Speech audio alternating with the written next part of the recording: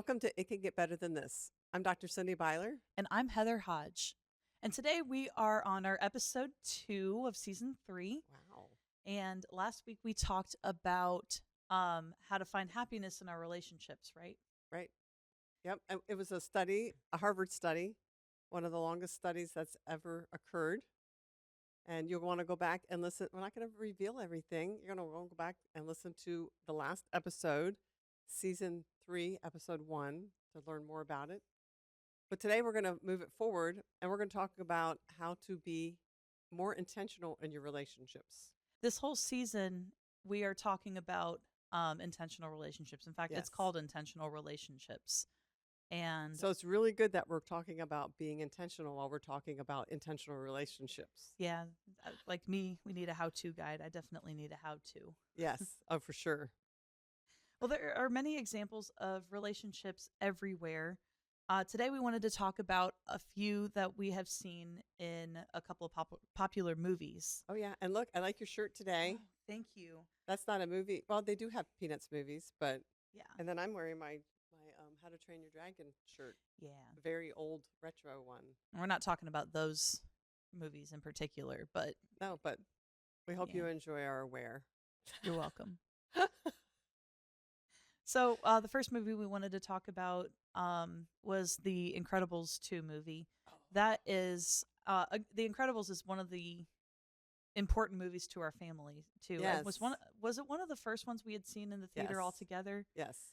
And by all together, I mean all of the siblings were born, and we were all And old enough. and old enough to go to the Yes. movies. Which was a big thing because there's 4 Yeah, and Just there's couldn't 6 stop. years Couldn't. between you and the youngest, Gracie. yeah, you just couldn't stop having kids, could No, you? we could not stop. Ugh. People told us to get a different hobby. Yuck. So anyway, so yes, and then when the funny thing about that is that when we came out of the Incredibles, not the Incredibles 2 movie, the Incredibles movie, everybody was deciding who was going to be who Yeah. in the Yeah. movie. So obviously mom and dad or the mom and dad in the movie, but there's 4 kids in our family and 3 kids in there. So Yeah, that was rough. So I got to be Violet, which I very much identified with her at that point anyway. yeah. And Josiah, my brother, the second oldest, was Dash. And I can't remember if we decided that Ben was Jack Jack and Gracie was Syndrome, or if they had to share Jack Jack, or if Ben was Syndrome and Gracie was Jack Jack. I don't think we ever figured out who was who. Yeah, I don't remember. It didn't really matter because I got to be Violet and Josiah got to be Dash, and the other 2 were young. They were little, so it didn't really, Right. we didn't care. Didn't that matter much. to you, huh? So let's talk about Incredibles 2 today. Yeah, we wanted to talk about the dynamics and the relationship between Bob and Helen Parr. For those of you who are not familiar, the mom and dad. Yes. In the first movie, they are removed from their hero work. They've gotten married. They've started a family, which I think was illegal for the supers to be allowed I don't to do. remember. Yeah. But what wound up happening was, I mean, they had moved several times, which it's inferred because Bob kept breaking the law and doing hero work anyway. Right. But Helen took a back seat. Now, keep in mind the movie was set in like the 60s, but Helen took a back seat from the workforce, and she really dedicated her time to raising her family. You know, they have a teenager, a middle age, not middle age, but like a He's probably in late elementary school. Yeah, probably 4th or 5th grade. Yeah. Son, and then they have a baby. And so she's managing the family, and his soul is dying to the workforce in the first movie. Right. Right. In the second one, it picks up on them doing hero work together, and it's really fun. And then they get in trouble for it again. So they move again. The program that has been helping them kicks them out. Another, I guess, program or company or whatever picks them up.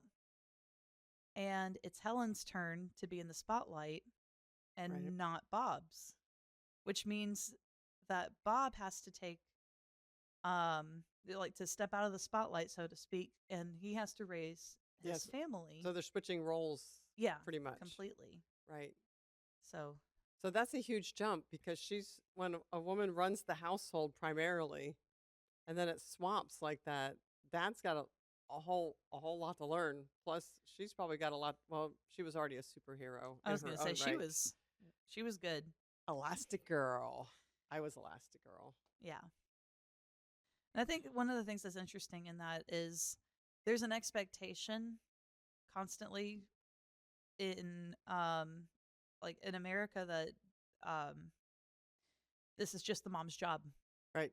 Right. Mom takes care of the family. That's her She's job. the primary caregiver. Right. And if you complain about it, you're a bad mom. If you don't want to do it, you're not a good woman to some people. It's Right. And some things, if you don't want to stay home with your kids and you want to work and put them in school, daycare, whatever, or grandparents watch them, then you're guilted for that.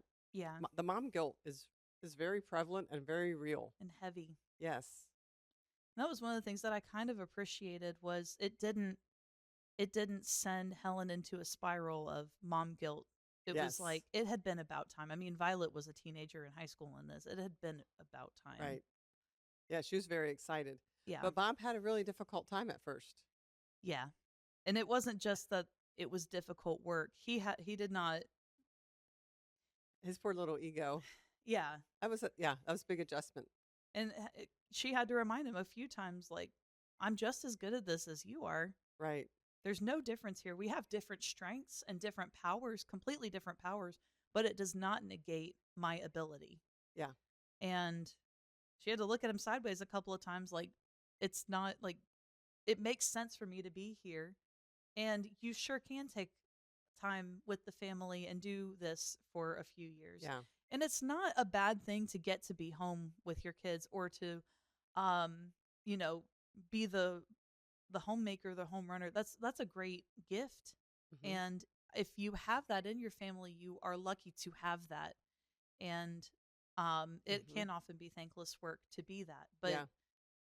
Now my sister has been that stay-at-home mom until recently, yeah. and my brother-in-law's coworkers have told him you would never be able to do everything you get to do if it wasn't for Sherry Oh yeah. doing everything that she did. Right. And he has moved up in his career.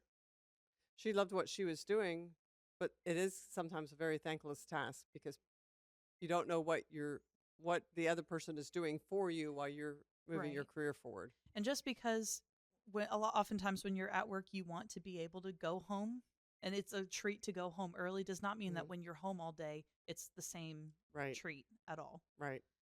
But um he does. And begrudgingly at first, you know, it's hard to hear the phone calls when Helen's calling him and like, I got to Yeah. do this and I got to do that and this was amazing. And, Right. you know, he's watching it on the news and he's gritting his teeth and angry about it. And like, that's great, honey. It's hard. And on top of it, she's been doing this for so long that the running the house is a foreign concept to him in a lot of ways. Right. Violet Yeah, he's is clueless in a lot of ways. yeah. Violet is emotional. She's missing her mom and she's smart. She's recognizing you're not doing this very well. Yeah, which is a very oldest child, especially oldest daughter child Yeah, it's very role. visible. Yes. Um, you know, Dash has his own issues of like schoolwork and needing help with homework. Bob does not know what he's doing. Right. It's obvious he has not done that before. And at first he's like, you know, complaining about it to the point where Dash is like, never mind, I'll figure something else out. Yeah. And it's supposed to be funny, but it's hard to watch because he's just like, never mind. And he's, you know, it's the whole, why would they change math? But Right. I hate also, math. like, while that is understandable, it's like, no, mom didn't complain about, you know, she Yeah. helped me with this. She figured out the new way. And, Right. and then they have an infant who, Oh, Jack. Oh my goodness. like, they've, Not your ordinary infant. yeah, and they find out that he has powers and, you know, it's very difficult for him to keep up with. Mhm. Eventually, he takes Jack to Edna, gets a little break, gets some sleep. I think he talks to his best friend Frozone, and Edna says something very important to Bob. Now Edna is their costume designer, right? Yeah, their super suit designer. Yeah. So she's taken her to somebody, and she's not real nurturing type already. No, but man, the one thing that she does really well with Jack Jack though, it's very funny. That is funny. But she also creates a suit that helps with Jack Jack's powers, makes Oh, them more that's cool. manageable. That's They can cool. track him. They have like a lavender puff thing that pops out of his suit to help him calm down. It's. That's cool. But she I love says a that though. quote that's like so raw and hitting. Like I love it. She says, "Parenting done properly is a heroic act," but she emphasizes done properly. Yeah. Um, and I think that he goes through, it's the same workload, it's the same problems. It's like nothing has changed except his mentality. Right. And it was a choice for him to adopt a different mentality about his situation. And all of a sudden, he's turning into super dad. Yeah. It was a paradigm shift in his head, Yeah. a mindset shift. And I don't think that changing your mindset can cure a mental illness. I don't believe that it can fix somebody. I don't think it can um change the inherent situations that you're given. Hmm. But I do believe that it has a very powerful effect on your projection where you go from Yes. here. Reframing things help the situation in this case for him to say, "Oh, I can do this." Yeah. And this is heroic as well as what I forgot her name. Helen. Helen is doing. I always think of Elastigirl. Yeah. Yes. And I think it's kind of cool because the job doesn't get like easier. It Hmm. didn't change. His It was his outlook that changed. Yeah, Really. really just the difficult never like it never that was the only thing. And And they got a suit for Jack Jack. yeah, and that helped. So when Yeah. he set himself on fire, it would extinguish the fire. Right. Right. And yeah, that was what we wanted to talk about with the Bob and Helen Parr thing. Okay, so the second movie was this new Superman movie. Yeah. Oh, I loved it. It was really good. I thought it was great too. I'm not normally a DC fan either. Um, but I Uh, really like the new our Superman family's movie. kind of split because a lot of us like Marvel, and then some of us like DC. Yeah. So, but I think we all got to watch the Superman movie, and there's some interesting concepts or Dynamics between between Lois and can't Clark. remember their names. Yeah. Yes, Lois and Clark. Like Lois like and Clark. like Lewis and Clark. That's That's so clever. funny. I'm gonna have to call them Clark and Lois though, because that's gonna mess with me. I'm gonna laugh every time. So I did notice that they have only been dating for 3 months at this point. Yes. So this is a movie very early on in their relationship. Yeah. Spoilers. This is the part of spoilers if you haven't seen it and Right. you want to. So turn us off right now if you haven't seen it, and then go watch watch it and it. go turn us back on. and then come back on and listen to our little commentary. Okay, they're coming back. So they've been dating for about 3 months, and like the first view that we get of their relationship is he is in her apartment unexpectedly. Yes, and she was not happy about it. She didn't seem excited, no. She wasn't sure at first who was Like, there either. Which, to be fair, like as a single person in the city, Yes, like, that would be frightening to yeah. me. Even in the town that we live in, I don't want somebody in my house that I'm not expecting. Right. But I just found the dynamics of their relationship interesting because they're both journalists.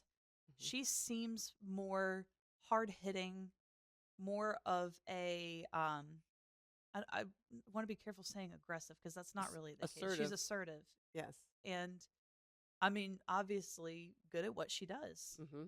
But it seems like her interviewing style, she wants to get the hard hitting questions that everybody's asking instead of Right. like fluff journalism. Right. And Clark is cheating a bit because he is interviewing himself, which means he's never actually Right. having the interviews. Right. He's just answering questions as they go, which is unethical. Hmm. It's not okay. And it's not working because what he just did in the movie is like he got into some international affairs that he really didn't have any business Yeah. arguably being Right. in. Now, the whole issue is that a few months before the movie took place, a country that the U.S. was working with, allied with, was threatening another country, Hmm. and I guess he went over to their leader and threatened him for bullying this other country. And there's a lot of debate in there because we're now at war with one of our allies or threatening war with one of our Right. allies, and it's this whole thing. And his thing is, well, I might live in the US, but I'm not a US entity. I'm just a superhero doing the right thing. Rogue. He went rogue. He did go rogue, Superman went rogue. and he just sees it as he's doing the right thing. Right. And I can see both perspectives there, but he's also not answering any questions for it. He's just like, nope, I did the right thing. That's the end of it. Right. Right. There's no accountability whatsoever. Right. And he mentions, like, because Lois questions him on it, and he mentions, like, I'll do a Superman interview with you. I don't think he really understood what he was getting into. No, I he think he's like, I'm underestimated right. her. What could you possibly say to me that I wouldn't have already figured out? Right. But they've been dating for 3 months. So any grievance he's had with online, any grievance he's had with the press or Right. with, the country's leaders or whatever, he's talked to her about. Right. And she's like, but I know all this stuff. And she's pushing beyond where she probably should be pushing, but for the sake of journalism, which is one of her That's loves. right. And he gets angry, and they go back and forth, and he's constantly like, you can't use that. And like, he's a journalist too. He knows the rules, and he won't ever say this is off the record beforehand, even though he knows the rules. Right. Like, he is kind of Still, acting above the law. yeah, still no accountability. Yeah. But he wants to get up and leave. And it's kind of like, if he's not having a good time anymore, he wants to get up and go. Right. This is She his mentions conflict that. style. Right. And she's pushing him and like, what are you doing? Let's figure this out. And she finally gives up and is like, I told you I wasn't good at relationships. And she's not sure about it. She kind of wants to end it, which means this has been a problem with her before too. Mm-hmm. But it's very much the distancer pursuer. Yes. Yeah. So my question is, with the intentional bit of having an intentional relationship, how can we be intentional in a distancer pursuer situation? Okay. Well, let's talk about what the distancer pursuer dynamic is. It happens in most relationships. So this is a concept that I wanted to talk about in a previous season. I think last season when we were talking about relationships, but we didn't get to it. So I'm excited about bringing it up today. This is the distancer pursuer dynamic. And in not all relationships, but in most relationships, you have a distancer and a pursuer. And what that means is that one of the people in the relationship wants, when there's a conflict or something to talk about, they want to back up and not talk about the issue. And a lot of times, this is the person that thinks more than feels, not all the time, but often they need to think through what's been said and where the conflict is to get their thoughts together and just to process, and then wants to come back and talk about it. Some of them don't want to talk about it at all, but that's a whole different thing. And then we have the pursuer who wants to, there's an issue, let's attack it. We need to deal with it right this minute. So you can see if one's going like this and one's going like this. And they're chasing each Yeah, other. oh, I could use these people. So one's going like this, and the other one's going like this. Then you have a conflict. That just builds the conflict. Yeah. Because this person, the pursuer, this is fun. This person, the pursuer, feels like this one doesn't care because he or she doesn't want to talk about stuff. Yeah. And this person, then so, but the distancer feels attacked. Yeah. And so the more that person feels attacked, the more that they withdraw and they don't feel like they're being cared for Or respected, I'm or sure. respected. Yeah. Yes, that's a great point. That's a big issue. So what I tell clients to do is to respect where the other person's at. A lot of times they can instantly identify who is what in the relationship. And it's often like, oh, and the lights start coming on, like, oh, that's what we're doing. So it's best to stop and say, okay, I feel you, the pursuer, I feel you withdrawing.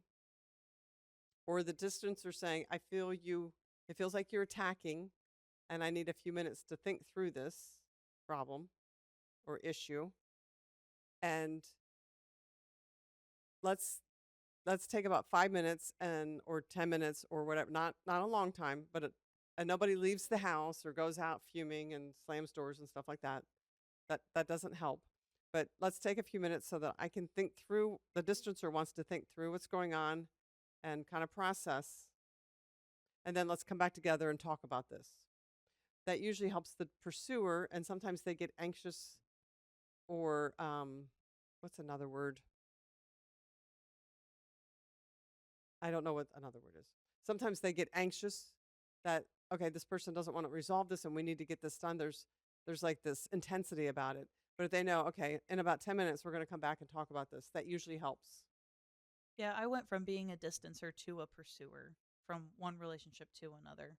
Oh, funny. And I started as a distancer because I felt disrespected constantly, Mhm. because my anger issues were so intense that I just needed to get away from the situation. Right. And I am in fight, flight, freeze, or fawn, I am a flyer, and I want to get away from it, Yeah. whatever it is. But then when I got into a secure relationship, I became a pursuer because my abandonment issues skyrocketed, and I was so afraid of losing a good relationship that I was like, please don't leave, please don't leave, please don't leave, kind of. Yes, and he's a distancer by nature. Yeah. Oh, yeah. From everybody. Like, Right. no, you go over there. I'm going to go over here. Right. Right. And one of the things that I had to tell my husband in this was, listen, I just need to know that you're coming back. Right. And That if you makes the give me a big time, difference. then I know you're coming back at all. Yeah. Yeah, that's crucial that there's, okay, we're going to come back in 30 minutes or 10 minutes or Right. a couple hours. There's got to be a time set, and both of you are committed to come back together. Yeah. And it might not always be the same time, like every Right. time. Right. Some situations are not that big of a deal that turn into fights, but there are so many other situations going on around them, and the overwhelm is so big that Mhm. situations that it should take like 10, 15 minutes to process and think on a normal basis could take 30, 45 minutes, an hour Right. for them to really calm down and think through it, Right. especially if you have kids in the middle of Oh this, goodness. Or a lot or of stress or stress. besides this. Yes. Yeah. Or if you're somewhere else too Right. and a fight might arise. Right. And it's better to not sit there waiting on them to pounce, which is something I have done before. I've found it's better to say, listen, I did not like how this went. This really hurt my feelings. But if you need a few minutes to think through it, we can do that. But then you can't keep pushing it. And as the distancer, you also cannot put now, and I'm not blaming this on just Aaron. I'm also saying, like, this is something that I used to do as a distancer too. You cannot put little nuggets of the fight in and then expect them not to pursue it. That's not fair. That's not Right. fighting Right. fair. You Right. can't say, I'm really frustrated with you. I don't want to talk about this for like 20 minutes. And then be in the car for 20 minutes and say, but you didn't have to do that, you know? Like, Right. that's not Right. fair. It's You're you're on igniting a the break. fight at this point. We're on a break. Right. You have to say 20 minutes is 20 minutes for Yes. everybody. Yes. It needs to stop. Right. Right. Because that just entices the pursuer to keep going. And then you can't be mad at them for pursuing because they're Right. already trying really hard to have the self-control. Well, hopefully they are trying really hard to have the self-control not to push. Right. And this is a skill that you have to be very intentional about Yes.